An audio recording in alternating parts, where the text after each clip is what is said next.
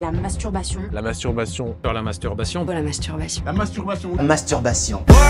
Yeah, I want the world. Fucking sound, oh no, I'm losing my shit.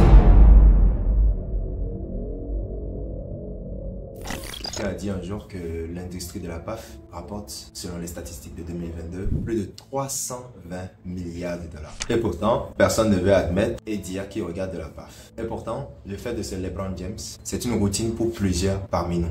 Et aujourd'hui, je décide de parler avec vous et sortir un peu du cadre entrepreneurial et vous expliquer en fait comment le fait de se LeBron James a failli détruire ma vie à une période de ma vie. Si vous n'avez pas encore compris ce que je suis en train de dire par le fait de regarder de la PAF ou c'est LeBron James, je l'ai mis au début de la vidéo et j'évite d'utiliser les thèmes propres afin que l'algorithme de YouTube ne suspende pas la vidéo parce que c'est un sujet un peu controversant. Aujourd'hui, je décide d'en parler ouvertement. Et je suis sûr que cette vidéo va vraiment aider beaucoup de personnes aujourd'hui qui sont sous l'emprise du fait de se LeBron James fréquemment ou de regarder fréquemment de la PAF en étant convaincu que cette vidéo va aider énormément de personnes à trouver le processus idéal pour sortir de cette situation. Je précise que je ne suis pas un expert de la sociologie. Je partage juste mon expérience aujourd'hui.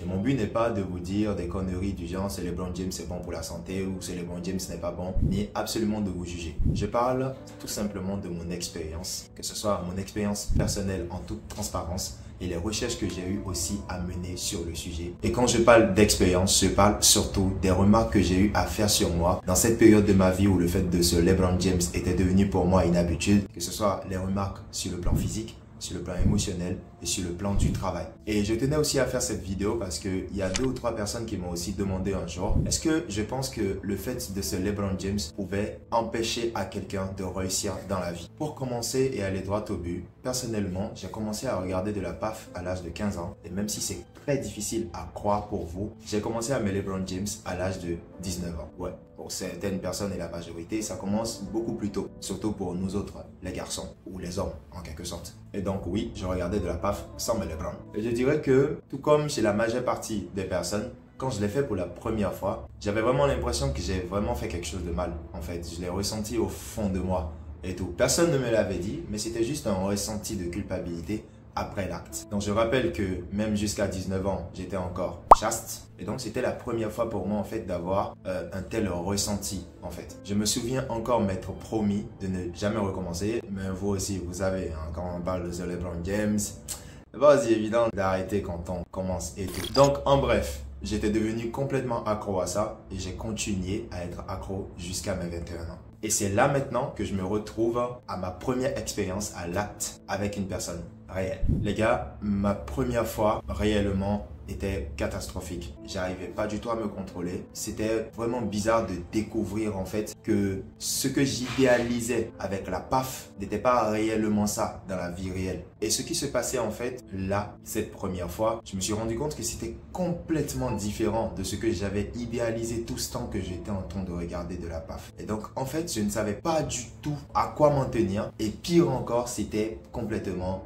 désagréable d'avoir cette expérience alors que normalement ça devait être peut-être gênant mais pas désagréable. Et même après cela, ça a été très compliqué pour moi d'avoir une certaine stabilité mentale ou physique dans ma relation amoureuse que j'avais dans ce moment-là à cause de ça. Et c'est là que vous allez comprendre que la PAF et le fait de se LeBron James, les deux sont liés ensemble. Et les dégâts sur le mental, pour moi en tout cas personnellement, vous pouvez aussi peut-être le ressentir de votre côté, sont beaucoup abstraits, c'est-à-dire ne sont pas vraiment visibles directement, mais on le ressent et on ne réalise pas que ces dégâts-là viennent de là. Et à partir de ce moment-là, je peux vous assurer que j'ai commencé à ne plus du tout ressentir de l'attraction physique pour les femmes dans la vraie vie, dans la vie réelle, parce que j'idéalisais uniquement en fait ces femmes-là que l'on voit dans les films de PAF. Ces femmes que nous voyons dans les films de PAF, nous savons très bien que ces femmes-là sont refaites chirurgicalement parlant. C'est comme exactement les acteurs hollywoodiens qui sont obligés de prendre des stéroïdes pour pouvoir avoir une bonne carrure, une posture physique très bien, pour être bien vus dans les films. Tout comme ces acteurs cinéma sont obligés en fait de travailler sur leur image afin d'être en adéquation avec le film qu'ils sont en train de vouloir produire. C'est la même chose que du côté de la PAF. Ces femmes que nous regardons, que nous voyons très souvent dans ces films de PAF, et même ces hommes qui sont capables d'avoir des rapports qui peuvent durer des minutes et des minutes, ce sont des personnes qui se mettent en condition juste pour pouvoir réaliser un film. C'est pour cela qu'on dit film de PAF. Ce n'est pas de la vie réelle. Ça ne se passe pas comme ça et ce n'est pas censé se passer comme ça dans la vie réelle. Tout comme quand on regarde des films de fiction, surtout des films indiens, nous savons très bien que ce qu'ils nous montrent là, c'est des conneries, c'est pas des choses qui peuvent se produire dans la vie réelle. Mais dans la PAF, nous n'arrivons plus du tout à faire la part des choses. Nous pensons que toutes ces choses-là sont bien et ce sont des choses que directement qui s'inculquent dans notre tête. Et moi personnellement, j'en ai vraiment beaucoup souffert parce que je n'étais plus du tout en fait attiré par des femmes de la vie réelle et j'idéalisais uniquement ces genres de femmes-là que je voyais dans les films de PAF. Alors comme vous pouvez vous en douter, ça a eu un vrai impact sur la qualité de mes relations amoureuses parce que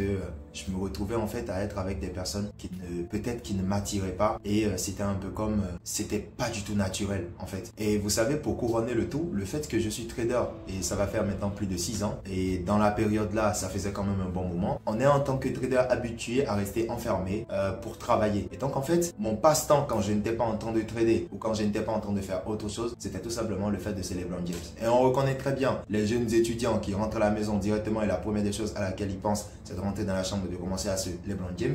C'était en fait devenu aussi pour moi dans cette même période un passe-temps. Écoutez les gars, on va entendre beaucoup de personnes qui vont dire que non, c'est l'adolescence, c'est normal de traverser une phase comme ça. Mais alors sur le plan de l'épanouissement sexuel, c'est pour moi vraiment l'école de la sexualité, c'est même un laboratoire personnel que chacun possède et dont il peut faire ce qu'il veut. Mais on sait au fond de nous que c'est pas vraiment le cas en fait. Et quand on parlait en fait de passer à l'acte de façon réelle, disons que je me sentais vraiment mécanique, juste en train d'appliquer les choses que j'ai regardées tout simplement dans un film de PAF et je ne ressentais pas du tout en fait cette harmonie en fait de vivre un plaisir mutuel partagé. J'étais juste tout simplement mécanique en train d'appliquer en fait les choses que j'avais déjà observées et que j'avais idéalisées dans mon subconscient. Et la partie qui va intéresser certaines personnes et que certaines personnes vont se reconnaître dedans, c'est que dans cette période-là, je n'arrivais plus du tout en fait à me concentrer. Parce qu'il suffisait juste que je sois sur mon téléphone et que je scrolle. Et dès que je tombe en fait sur une vidéo d'une fille qui s'exposait d'une façon ou d'une autre, j'avais tout de suite en fait envie, mécaniquement parlant, d'aller me LeBron James. Et le résultat, c'est que je n'arrivais plus du tout en fait à me concentrer.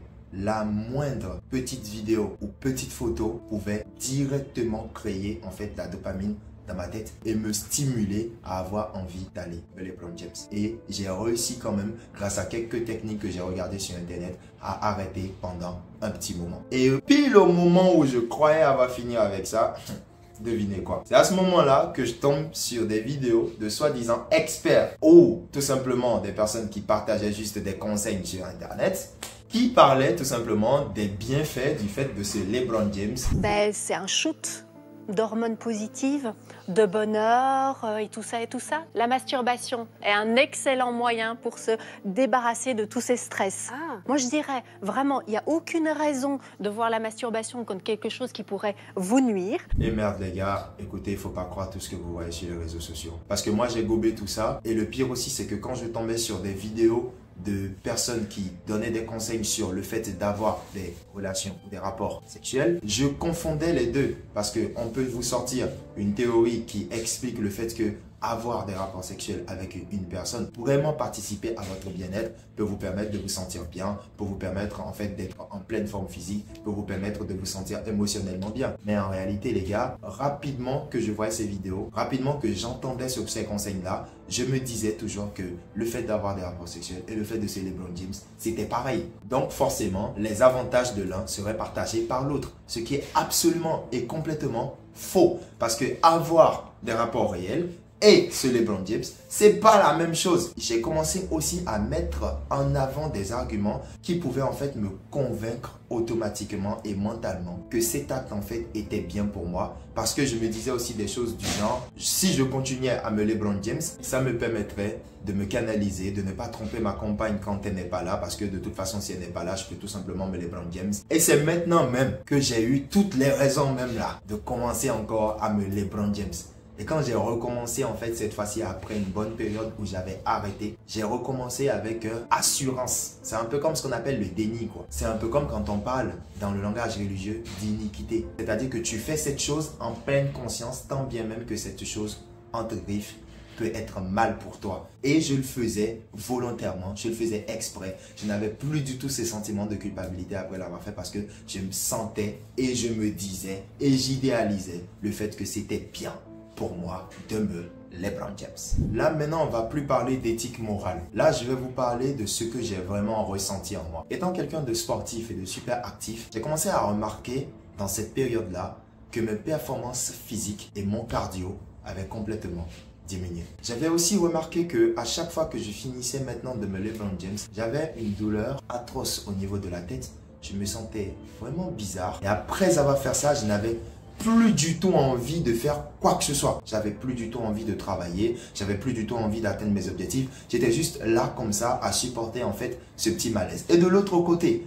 les vidéos de PAF que j'avais l'habitude de regarder et qui me créaient une certaine forme d'excitation, ces vidéos ne me faisaient absolument plus d'effet. Mon cerveau a commencé indirectement à demander encore plus, encore plus, encore plus. Et je me suis lancé en fait en quelque sorte comme dans une quête d'une excitation mentale. Je me lassais de tout très facilement. Je perdais très vite ma concentration et je me retrouvais beaucoup dans des moments où je passais des jours à ne rien faire du tout. Et il s'en fallait vraiment de peu pour que je finisse par voir toutes les femmes comme étant des objets purement sexuels qui étaient faits tout simplement pour satisfaire les hommes. Il s'en fallait aussi de peu pour que j'attrape un dysfonctionnement et il s'en fallait de peu pour ruiner complètement ma vie. Mon travail, mon plaisir physique, ma vie et mes sentiments, que ce soit ma vie amoureuse ou ma vie sociale, ont complètement été négativement affectés par cette période de ma vie. Et jusqu'à aujourd'hui, je sais pertinemment que j'aurais pu aller vraiment loin si je n'avais pas cette addiction dans ce moment-là. Encore que quand je parle d'addiction, ce n'était pas quelque chose que je faisais tout le temps. Je pensais pouvoir me contrôler. Je pensais que j'étais en train de me contrôler, que je le faisais d'une façon raisonnable. Mais j'en ai quand même subi les conséquences sur moi. Et je suis très sûr que plusieurs parmi vous ont déjà ressenti ces effets. Et certains vous diront encore que non, c'est pas un problème de ce LeBron James, tant que tu n'abuses pas, ça va, tu suis les normes et tout, voilà. Surtout quand on vient de le découvrir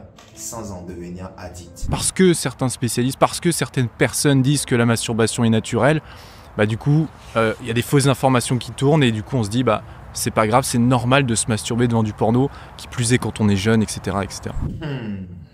Les gars, il n'y a pas moyen de le faire. Il n'y a pas possibilité pour vous de vous contrôler. Et même quand vous pensez vous contrôler dans cet acte vous emprisonne de façon très subtile, sans que vous n'en voyez les dégâts. Après, pourquoi est-ce que beaucoup de personnes, beaucoup d'hommes spécifiquement, ne se rendent pas compte du problème ? Déjà, il y a une part de responsabilité vis-à-vis de l'information. C'est un peu comme les cigarettes au départ, quand on a commencé à en vendre, on ne disait pas que c'était dangereux parce que tout le monde pensait que c'était bien. Je crois que ça peut limiter votre vie de façon directe. Le fait de se LeBron James, ruiner votre vie et limiter vos capacités à réussir. C'est une satisfaction rapide et très bref que vous pouvez obtenir en temps voulu. Il suffit juste que vous vous enfermez dans votre chambre, vous satisfaire direct. Ça se fait en un temps très bref et ce temps va commencer même à augmenter de plus en plus que vous en devenez addict parce que vous allez remarquer vous-même que vous mettrez plus de temps à regarder de la PAF parce que votre cerveau va commencer à en demander plus et vous allez remarquer que vos compétences, que vos aptitudes vont forcément être affectés sans que vous ne sachiez que c'est le fait de ces LeBron James qui est à la base. Ne vous réconfortez pas vraiment dans de fausses idées et apprenez à faire la part des choses. Ce petit partage était un petit moment de ma vie que j'ai réussi à surmonter avec maturité, avec discernement et avec beaucoup de travail. Et j'aimerais ajouter que tout cela, ce n'est pas par ma force, mais par la force de celui en qui je crois. Et dans ce monde où la vérité devient plus tabou que la perversité exposée, apprenez à faire la part des choses avant qu'il ne soit trop tard pour vous ou pour un frère que vous connaissez. Suivez-moi aussi sur Instagram parce que bientôt je prépare un live qui va vraiment se concentrer sur ce cas. Et si vous avez envie de faire des témoignages, de partager pour aider des personnes à surmonter ce vice ou à mieux se contrôler, ça serait vraiment exceptionnel de vous compter parmi nous ce jour-là. Je vais mettre tous les liens dans la description. N'oubliez pas que les facteurs destructifs de votre vie ou de votre évolution sont très souvent silencieux et très subtils jusqu'à ce que vous le remarquez. N'hésitez pas à partager cette vidéo à un proche ou à un ami, ça pourrait aider plus d'une personne. C'était Emmanuel Krajak et on se dit à la prochaine.